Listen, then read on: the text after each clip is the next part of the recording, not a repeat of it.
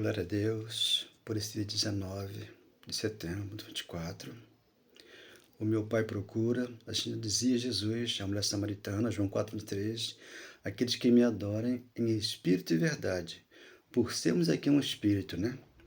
Como é que eu sempre tenho mencionado, Efésios capítulo 4, Efésios capítulo 5, 6 e 7, a igreja foi lavada com água pura, que é a palavra de Deus, né? Essa igreja ela é espiritual.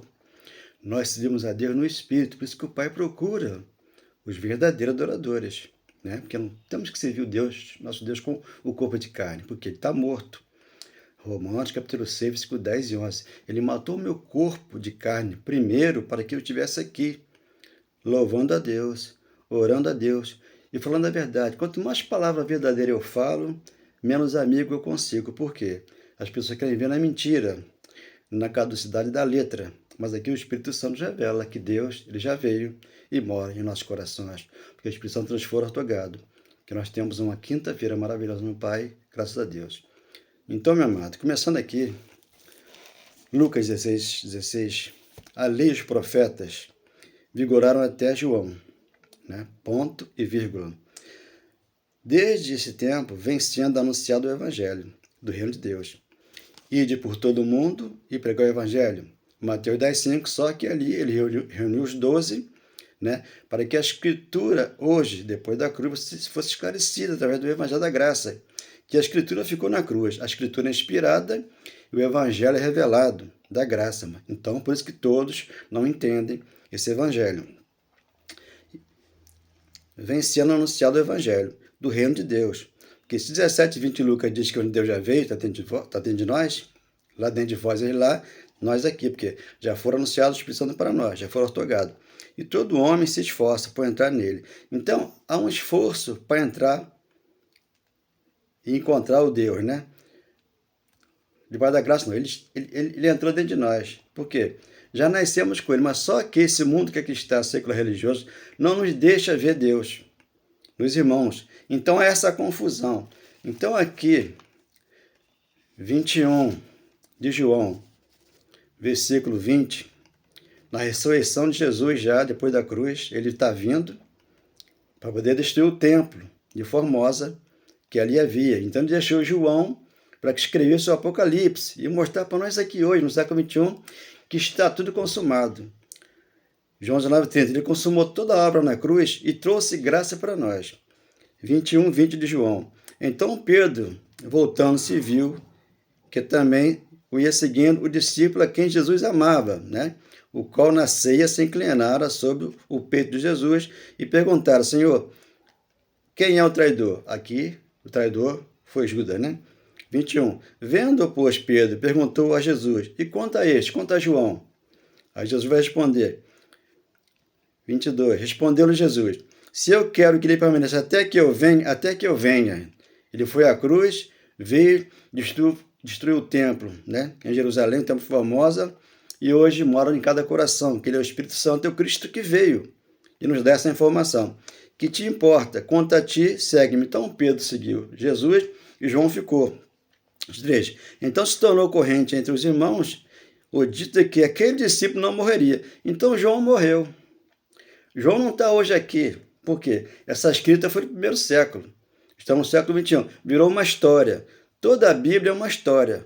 Apocalipse é um livro velho, então já aconteceu. Ora, Jesus não dissera que tal discípulo não morreria. Se ele não morreu, ele está onde? Com 2000 anos, não tem como, né, benção? Tem que entender que ele voltou, primeiro século, Mateus 24, onde derrubou o templo lá, Mateus 24, 34, 35. Não passará essa geração sem que tudo isso aconteça, a geração de Israel, mas se eu quero que ele permaneça até que eu venha, que te importa? Ele veio lá, e João ficou para escrever o Apocalipse. O testemunho de João é verdadeiro. Este é discípulo que dá testemunho a respeito das coisas que escreveu. E sabemos que o seu testemunho é verdadeiro. Mas já aconteceu no primeiro século. Então, entendendo tudo isso aqui, aí Jesus, o que ele faz? Ele faz de nós a igreja dele, formosa, gloriosa, sem julga, sem mancha, sem defeito, que é Marcos capítulo 11, versículo 15, e aqui Mateus capítulo 21, versículo 12. Jesus, purificação do templo. Tendo Jesus entrado no templo, expulsou todos que ali vendiam e compravam. Também derrubou a mesa dos cambistas e as cadeiras dos que vendiam pombas. E disse-lhe, está escrito, a minha casa será chamada no primeiro século, depois que destrói o templo, a casa de Deus somos nós, onde que ele mora, sendo ele o Espírito Santo. Será chamada casa de oração. Vós, porém, tem transformado em covil de salteadores. Então vendem água, vendem lenço, vendem arca, vendem tudo nas igrejas, porque virou um comércio.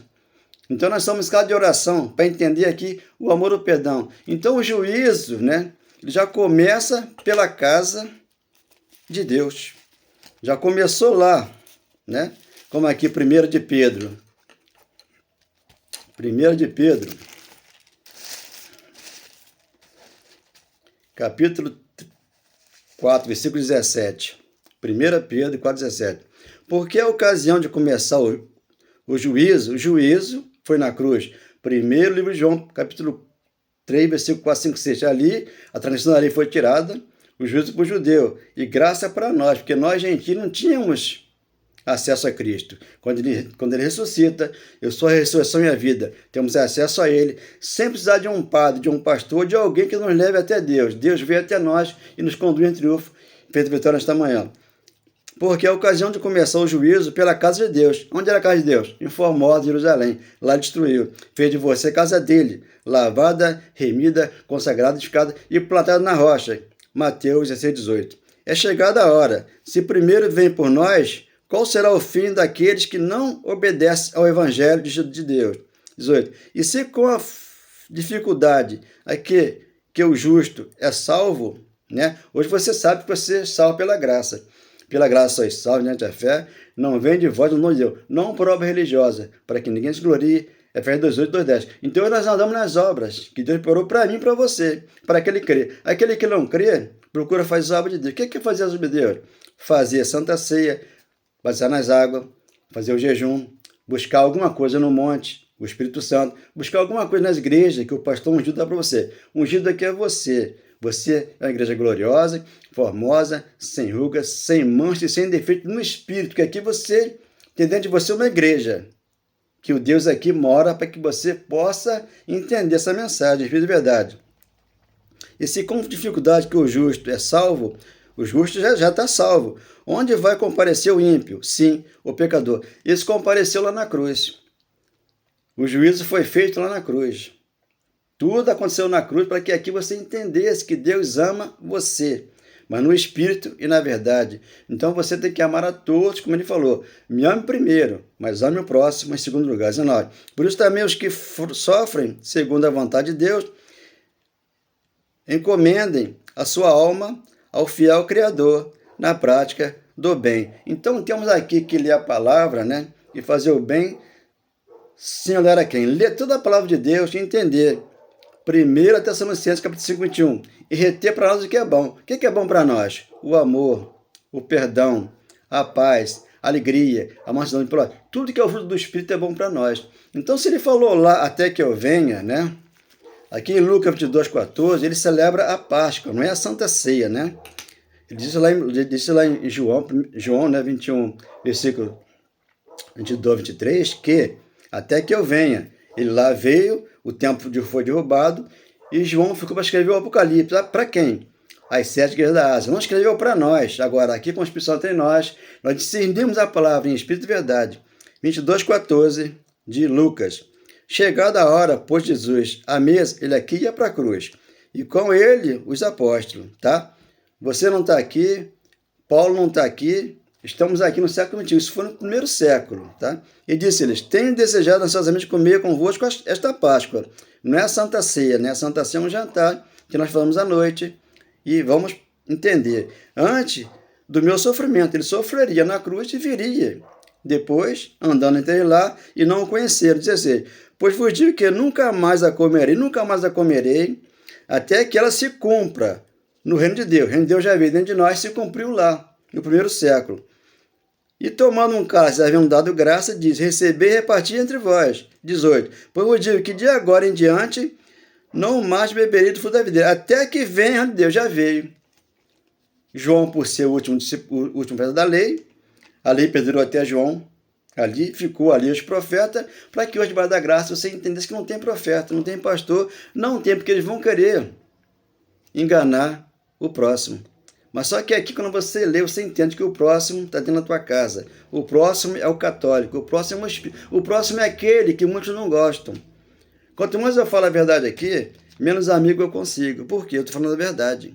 Então, quando eu aqui digo que o pastor, quando se mete em política, ele está errando o caminho. O alvo não é a política, o alvo ali está sendo dinheiro. Está sendo ali o poder de pastor e de político. Então tem que estar fora disso aí, para entender que o nosso nome já está no livro da vida. Mas o teu nome eu escrevi na palma das minhas mãos. Você que tanto me esperou, nesta manhã você me encontrou. Mas o teu nome eu escrevi na palma das minhas mãos. Você que tanto me esperou, nesta manhã você me encontrou. Então, quando eu estava debaixo da lei, não me explicaram que a Santa Ceia hoje, que é parte judaica, era uma simbologia. Não me explicaram nunca isso. E que o dízimo não é dinheiro, sempre foi alimento. Então, o batismo nas águas é simbologia. Por quê? O batismo da cruz, 6, 3, 4 de Romanos, deixou você lá com seu velho homem. E aí, você aqui é um novo homem. Nasceu da água do Espírito 3, 5 de João, e nasceu da cruz, do batismo da cruz para cá, 6, 3 e 4, para que você não fica... Romanos 6, 3, 4 de Romanos, para que você não fique enganado e sendo levado. Vem doutrina, eles querem vender tudo para você, porque você não entrou aqui, ó, no Evangelho da Graça, onde é que Deus te ama e nunca te abandona, ele jamais te lança fora. João 6,37 está ali. Todo aquele que o Pai me dá, esse vem a mim e eu jamais o lanço fora.